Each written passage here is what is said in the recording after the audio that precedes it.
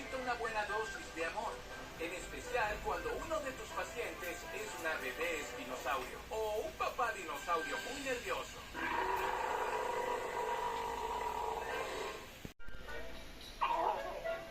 Queremos ayudarte a sentirte mejor.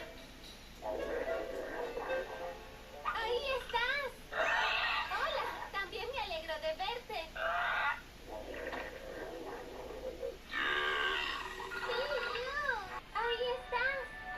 ¿Por qué sigues huyendo? Tu estómago no se siente bien, ¿verdad? Iré por mi estetoscopio para examinarlo.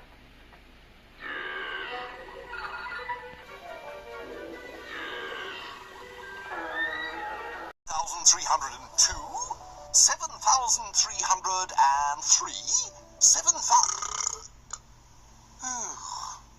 1, 2, 3, 4. Oh, do you mind? Do you mind? Sorry, Archie. These mince pies give me terrible wind. I am trying to count the stars. Your wind is interrupting